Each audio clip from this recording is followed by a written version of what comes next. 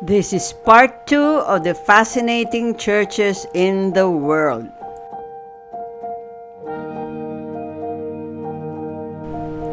Number 1. The Baptistry of San Giovanni.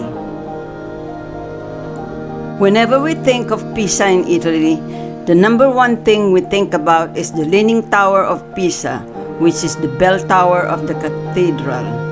Little is known about the Baptistry of San Giovanni. The Baptistry of San Giovanni was founded during the 12th century, a religious building dedicated to Saint John the Baptist. The building is large because during that time, baptism is held only twice a year. There is a large octagonal basin in which adults and children were immersed to be baptized. There are 12 columns for the number of apostles and 3 steps to symbolize Father, Son, and Holy Spirit. It is the largest baptistry in Italy. It consists of a double dome. The inner one a shortened cone and the other one a hemispherical dome. The singular architectural solution gives the baptistry in Pisa the most exceptional acoustics, making it a massive musical instrument. Every 30 minutes, an attendant gives visitors a brief demonstration, simply by singing a few notes and letting the beautiful echoing of the majestic cylinder of the baptistry to do the rest. It is unbelievable. Number 2. St. Mary's Church in Rostock, Germany. St. Mary's Church is the biggest church in Rostock, northern Germany. It is known for its 15th century astronomical clock, which was built in 1472. It consists of 3 partitions. The top, Apostles go round giving an hourly performance of the apostles crossing before Jesus for a blessing before entry into eternal bliss. And the last, Judas is shut out.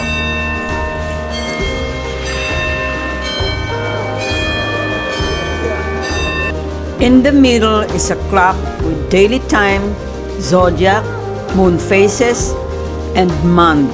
And at the bottom is a calendar which is valid until 2150. In the church is an organ with 83 stops with 5,700 pipes. Playable by electro-pneumatic action on 4 manuals and pedal. About 30 stops have been retained from the previous instrument.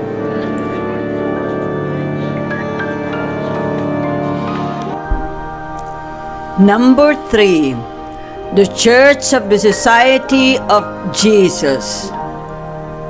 The Church of the Society of Jesus is a Jesuit church in Quito, Ecuador, which is among the best-known churches in Quito because of its large central nave.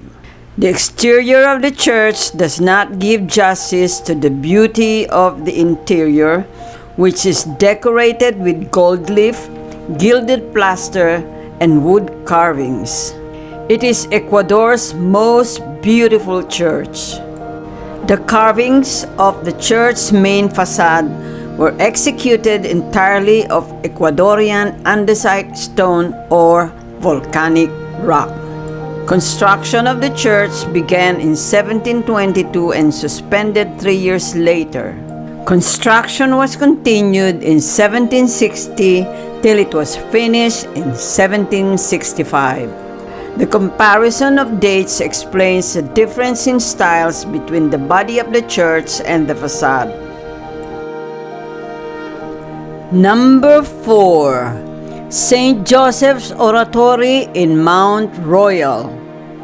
St. Joseph's Oratory of Mount Royal is a Roman Catholic minor basilica and national shrine in Montreal. With its huge scale, it is Canada's largest church, with one of the largest church domes in the world.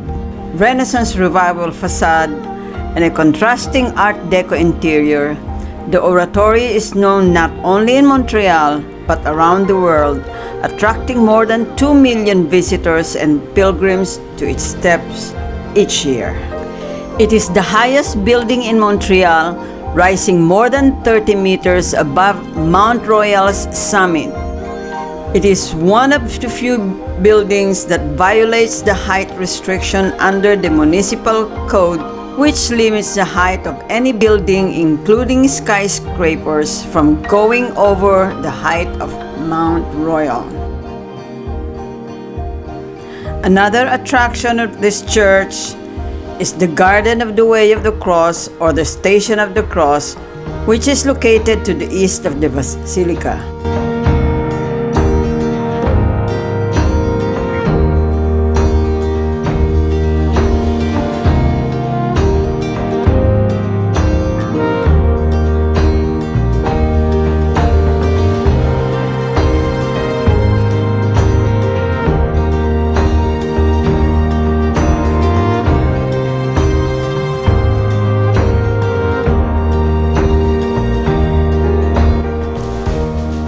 Number 5. The Church and Convent of Saint Francis.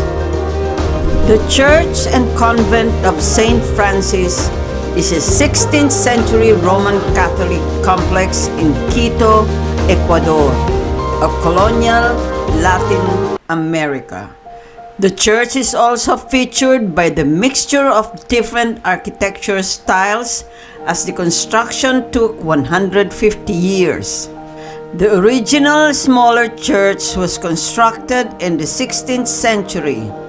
It was reoriented and expanded in the early 17th century. That explains the appearance of the imposing facade that we see today, which was added at that time. The facade of the main church is Renaissance and late Renaissance, while the inner decoration of the church are more of Modihar and Baroque influence, which can be seen in the nave, chapels, and high altar. The Church of San Francisco reveals its Modihar or Moorish-covered ceilings, lavishly decorated altarpieces, and columns fashioned in different styles. In the choir, original from the end of the 16th century, Modihar details are fully preserved, although the central nave was brought down by earthquake and then replaced by a Baroque covered ceiling in 1770.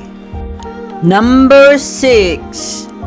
Santa Maria Maggiore. The Basilica of Saint Mary Major, or Santa Maria Maggiore, is a papal major basilica and the largest Catholic Marian church in Rome, Italy. The basilica is within Italian territory and not the territory of the Vatican City-State, yet it is owned by the Holy See. It has a status somewhat similar to a foreign embassy.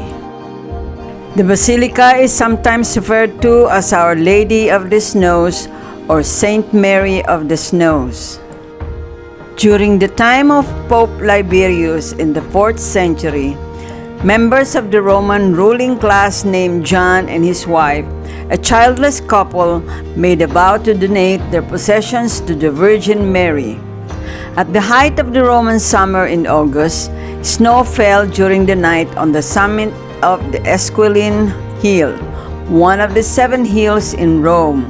John and his wife built a basilica in honor of Mary on the very spot which was covered with snow. The magnificent mosaics of the nave and triumphal arch show scenes of Mary's life and of Christ. When the popes returned to Rome after the period of the Avignon papacy, the buildings of the basilica became a temporary palace of the Pope. Subscribe and turn on notifications so that you don't miss more videos about traveling and much more. Check out the playlist, and I'll see you in the next video.